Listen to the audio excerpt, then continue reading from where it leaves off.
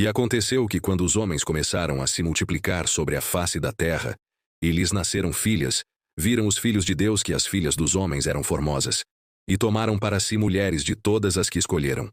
Você acabou de ouvir um dos versículos mais misteriosos e perturbadores de toda a Bíblia. Gênesis capítulo 6, versículos 1 a 4. Apenas 4 versículos que abrem uma porta para um dos maiores enigmas da história humana. Quem eram os filhos de Deus que desceram à terra? O que eles fizeram com as filhas dos homens? E quem eram os Nefilim, os gigantes que nasceram dessa união proibida? Essa não é apenas uma história antiga esquecida nas páginas das Escrituras. É um mistério que atravessa milênios, que foi censurado, debatido, e que conecta a Bíblia com textos apócrifos, mitologias antigas, e até mesmo com descobertas arqueológicas que a ciência ainda não consegue explicar completamente. Hoje, vamos mergulhar fundo nesse enigma. Vamos explorar 3 interpretações principais sobre quem eram esses filhos de Deus. Vamos conhecer o livro de Enoque, um texto removido da Bíblia que detalha essa história de forma assustadora. E vamos descobrir o que isso significa para nossa compreensão sobre o bem, o mal e os segredos ocultos da criação. Prepare-se, porque o que você vai descobrir nos próximos minutos pode mudar completamente sua perspectiva sobre a história bíblica e sobre os mistérios que ainda nos rodeiam. Antes de começarmos, se você é fascinado por mistérios bíblicos, se inscreva no canal e ative o sininho para não perder nenhum episódio dessa série. E deixe nos comentários, você já tinha ouvido falar dos Nefilim? Vamos começar. Vamos ao texto original. Gênesis 6, 1-4, diz: Quando os homens começaram a multiplicar-se na terra, e lhes nasceram filhas, os filhos de Deus viram que as filhas dos homens eram belas, e escolheram para si mulheres dentre todas as que lhes agradaram. Então disse o Senhor: Meu espírito não contenderá para sempre com o homem, pois ele é mortal. Seus dias serão 120 anos. Naqueles dias havia gigantes na terra. E também depois, quando os filhos de Deus possuíram as filhas dos homens, e elas lhes deram filhos. Esses foram os valentes, os homens de renome da antiguidade.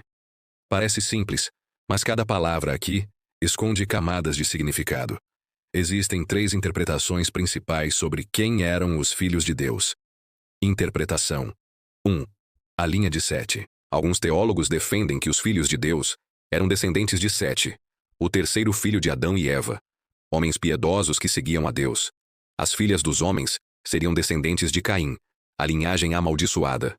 A união entre essas 2 linhagens teria corrompido a humanidade. Interpretação 2. Governantes e nobres. Outra visão sugere que filhos de Deus era um título dado a reis e nobres da antiguidade, homens poderosos que tomavam mulheres à força, estabelecendo haréns e criando dinastias de tiranos. Interpretação 3. Anjos caídos. A interpretação mais antiga e controversa. Os filhos de Deus eram seres angelicais que se rebelaram contra Deus, desceram à terra, tomaram forma física e se uniram com mulheres humanas, gerando uma raça híbrida, os Nefilim. Essa última interpretação é apoiada pelo judaísmo antigo, pelos primeiros padres da igreja, e está detalhada em textos como o livro de Enoque. E é também a mais perturbadora, porque sugere que houve uma invasão dimensional, uma corrupção genética deliberada da raça humana. Mas o que torna essa interpretação tão convincente? O livro de Enoque, a história proibida. Existe um livro antigo, escrito antes de Cristo, que era leitura comum entre os primeiros cristãos e os judeus da época. Um livro citado na própria Bíblia, no livro de Judas, mas que foi removido do cânon bíblico. Esse livro é o livro de Enoque, e ele conta uma história muito mais detalhada e aterrorizante sobre Gênesis 6. Segundo Enoque, 200 anjos chamados Vigilantes, ou Grigori, desceram ao Monte Hermon. Eles fizeram um pacto sob juramento de cometer um ato proibido: abandonar seu posto celestial e tomar mulheres humanas como esposas. O líder deles se chamava Semiasa. Outros nomes incluem Azazel, Araquiel, Rameel. Cada um desses anjos ensinou aos humanos conhecimentos proibidos. Azazel ensinou a fabricação de armas e a arte da guerra. Semiasa ensinou encantamentos e o corte de raízes. Araquiel ensinou os sinais da terra. Rameel ensinou astrologia. As mulheres humanas engravidaram desses anjos. E o que nasceu não eram crianças normais. Eram gigantes com 6 metros de altura, os Nefilim, que possuíam força sobre-humana e apetites insaciáveis. Esses gigantes começaram a devorar toda a comida dos humanos. Quando a comida acabou, começaram a devorar uns aos outros. E então, começaram a devorar os próprios humanos. O texto diz que eles bebiam sangue e consumiam carne humana. A terra se encheu de violência, corrupção e ocultismo. A humanidade estava sendo exterminada e corrompida geneticamente. Foi por isso que Deus decidiu enviar o dilúvio. O dilúvio não foi apenas um julgamento sobre o pecado humano. Foi uma limpeza necessária para eliminar a corrupção genética que havia sido introduzida pelos anjos caídos. Foi um reset da criação. Mas aqui está a parte mais perturbadora. O texto diz, e também depois. Os gigantes existiram antes do dilúvio, e também depois. Os Nefilim após o dilúvio. Se o dilúvio foi enviado para destruir os Nefilim, por que o texto diz, e também depois? Como os gigantes sobreviveram? Existem algumas teorias. Teoria 1. A genética recessiva. Alguns estudiosos sugerem que os genes dos Nefilim sobreviveram através das esposas dos filhos de Noé. Embora Noé fosse perfeito em suas gerações. Gênesis 6:9. Possivelmente suas noras carregavam DNA corrompido que ressurgiu após o dilúvio. Teoria 2. Nova invasão. Outros anjos caídos teriam descido novamente após o dilúvio, repetindo o ato proibido em menor escala. Porém, dessa vez, Deus teria intervindo mais rapidamente. Teoria 3. Sobreviventes em refúgios. Textos antigos sugerem que alguns Nefilim podem ter encontrado refúgio em cavernas profundas ou regiões isoladas, sobrevivendo ao dilúvio. O que sabemos com certeza é que a Bíblia menciona gigantes após o dilúvio. Os Anaquins, descendentes de Anak, eram gigantes que aterrorizavam Canaã-Og, rei de Bazã. Tinha uma cama de ferro de 4 metros de comprimento, Deuteronômio 3:11.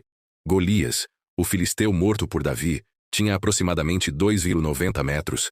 Os Refaíns, os Emins, os Anzumins, todos eram povos de gigantes. Quando Moisés enviou espiões à terra prometida, eles voltaram aterrorizados dizendo, vimos os gigantes, éramos como gafanhotos diante deles. Números 13:33. Deus ordenou aos israelitas que exterminassem completamente essas nações de gigantes. Não foi genocídio arbitrário. Foi a continuação da limpeza iniciada no dilúvio. Mas aqui está a questão. Se esses gigantes realmente existiram, onde estão as evidências? Onde estão os esqueletos? As provas arqueológicas? A resposta pode surpreender você. Evidências arqueológicas e mitológicas. Ao longo da história, esqueletos gigantes foram relatados em todos os continentes. América do Norte.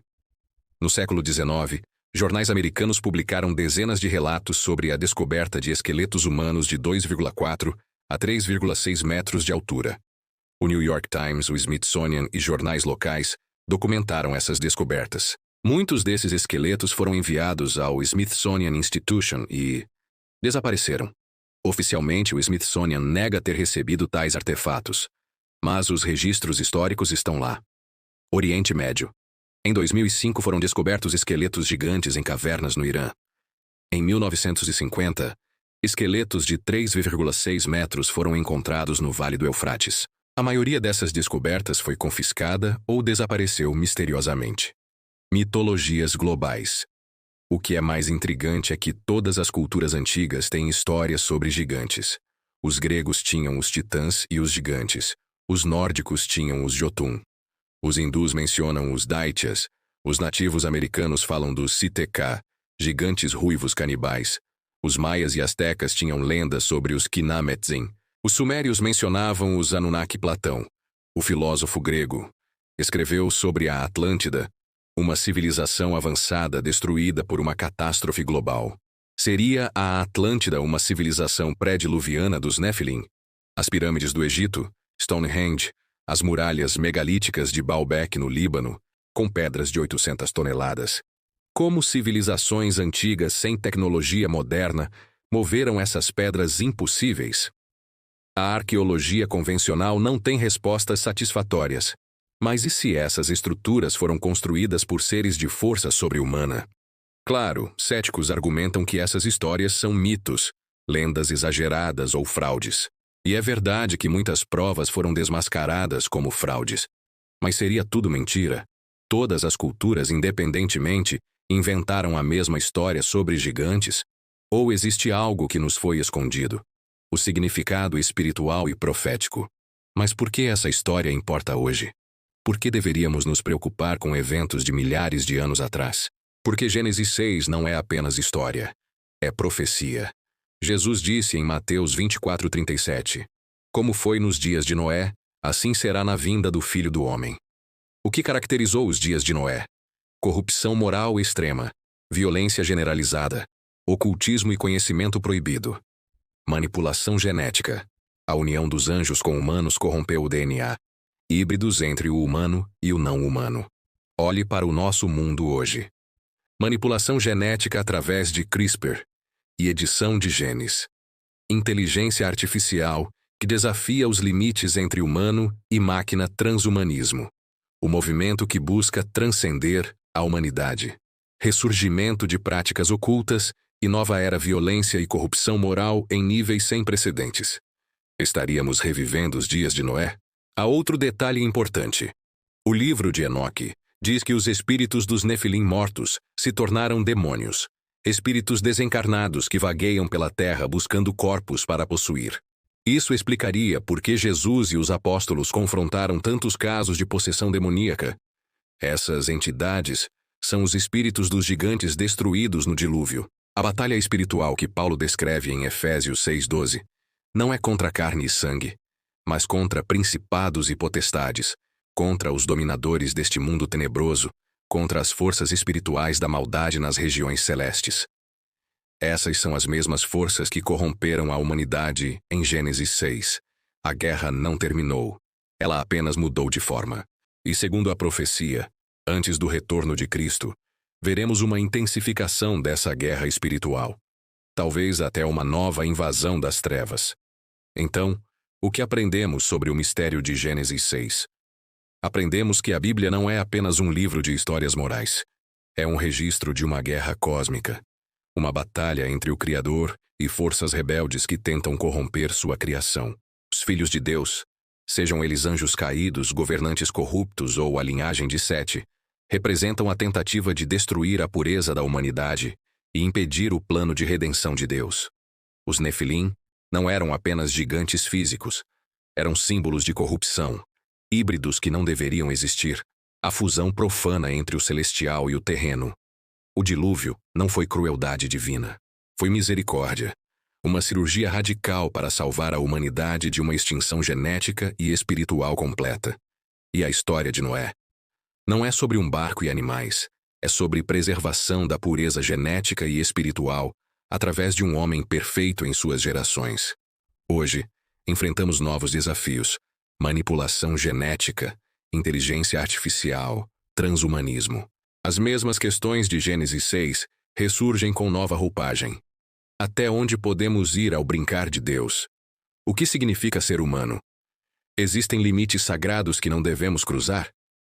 A história de Gênesis 6 nos adverte: existem conhecimentos proibidos, alianças perigosas e consequências terríveis quando violamos os limites estabelecidos pelo Criador. Mas também há esperança. Assim como Deus preservou Noé e sua família, Ele continua preservando aqueles que o buscam.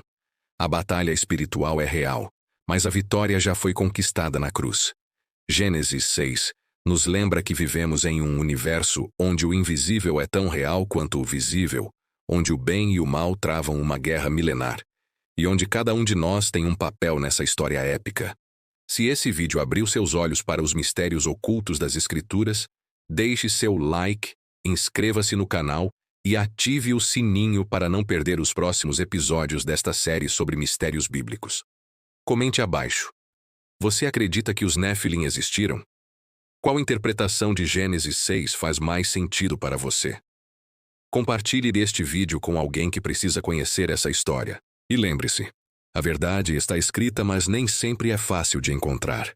Até o próximo mistério.